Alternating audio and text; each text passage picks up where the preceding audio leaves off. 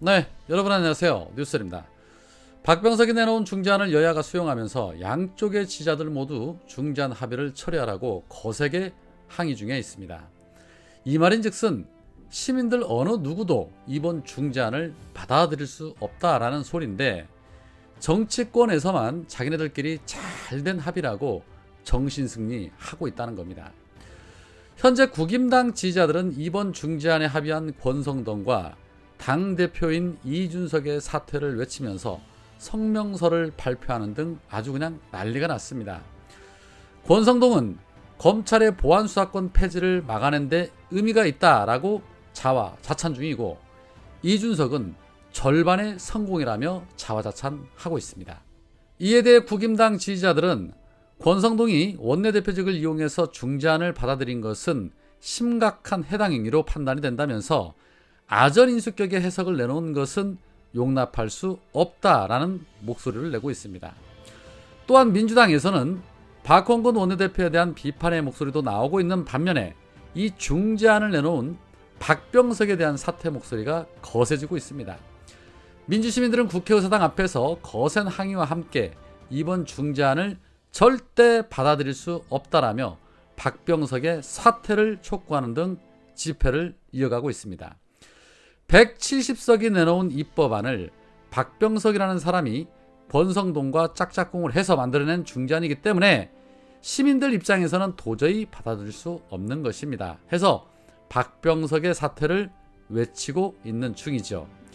일부 시민들은 말입니다, 이완용은 나라를 팔았고 박병석은 국회를 팔았다라는 거친 말도 쏟아내고 있을 정도로 박병석에 대한 분노가 이루 말할 수 없을 정도입니다.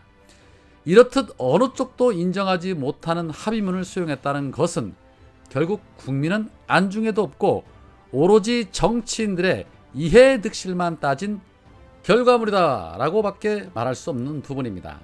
특히 박병석이 중재안을 내놓기 전에 이 김호수 검찰총장과의 면담이 있었지요.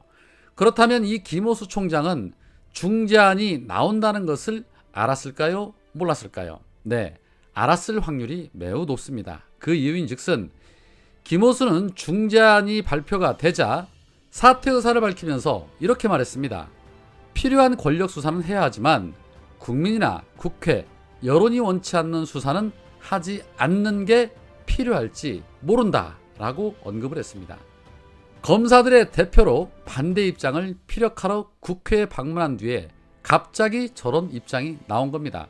고로 김호수도 박병석과의 면담에서 이러이러한 중재안이 나올 것이다 라는 것을 사전에 설명들었을 거라는 것이죠. 여튼 지금 가장 중요한 것은 합의문을 파기할 것이냐 아니면 합의문 그대로 표결 처리를 할 것이냐인데, 양측의 진영에서 반발이 워낙 심하기 때문에 28일이나 29일에 있을 본회의가 그대로 열릴지도 지금으로서는 장담할 수 없는 상황이 됐습니다.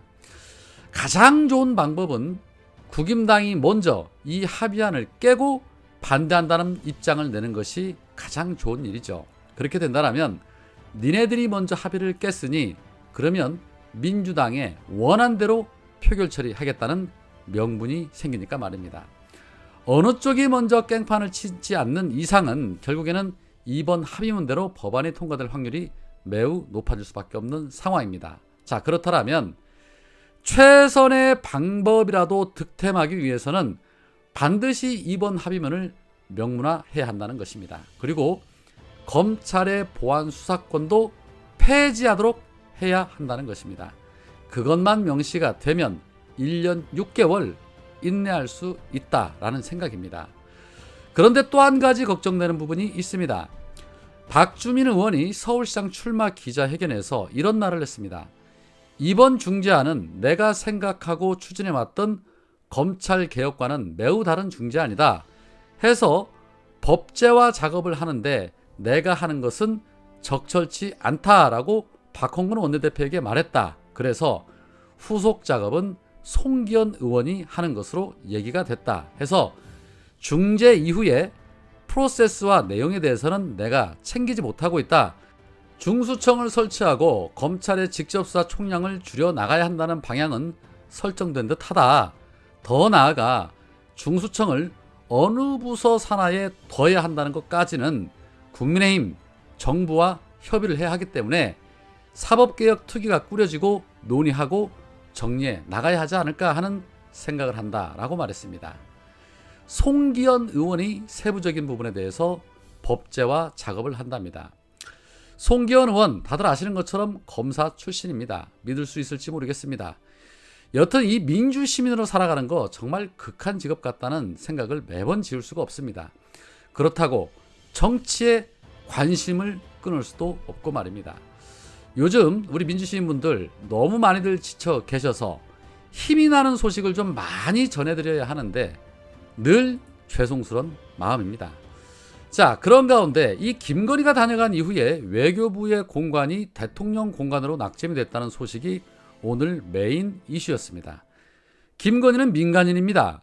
민간인이 공관을 옮겨라 마라 한다는 것은 이거 내정 간섭이자 국정농단으로 볼 수 있는 여지가 있는 부분입니다. 민주당은 김건희가 외교장관 공관 방문한 것을 두고 관저 쇼핑이라는 말로 강도 높은 비판을 하기도 했습니다. 김진애 전 의원은 김건희의 관저 쇼핑 놀이, 김건희의 소원풀이 놀이라고 공세를 펼치기도 했습니다. 이에 대해서 국힘당 허원하 대변인은 외교부 공관을 대통령 관저로 잠정 결론 내린 것은 청와대 이전 태스크포스 팀이 이전 비용과 경호, 교통 등의 다양한 요소를 고려한 결과라면서 애당초 김건희가 공관을 결정했다는 것은 악의적인 꼬투리다라고 입을 털었습니다. 그러면서 대통령 관저를 옮기는 데 있어서 실제로 거주할 당선인의 배우자가 유력 검토되는 후보지를 둘러보는 것이 대체 무엇이 문제인가? 김건희 대표를 트집 잡을수록 김정숙 여사에 대한 의혹만 더 커질 뿐이다 라는 사실을 알아야 한다라며 느닷없이 또 김정숙 여사를 끌어들였습니다. 국민 세금을 말입니다. 자기네들 쌈짓돈처럼 펑펑 쓰면서 미안한 기색 하나 없는 자들의 뻔뻔스러운 모습을 보는 듯합니다. 결국 외교부 공관을 자기네들 공관으로 쓰면 그러면 또 외교부 공관은 어디로 가라는 말입니까? 청와대에 들어가면 간단한 일을 정말 국민들 피곤하게 만듭니다. 시작도 전인데 말이죠. 자, 이에 대해서 최민희 전 의원은 이러한 주장을 합니다. 청와대를 외교부 장관 공관으로 쓰면 어떨까요? 영빈관도 있으니 외빈 초대에도 문제가 없지 않을까요? 예산 낭비도 줄이고요. 어떠세요? 라며 대안을 제시했습니다. 아주 방법 중에 좋은 방법인 듯합니다.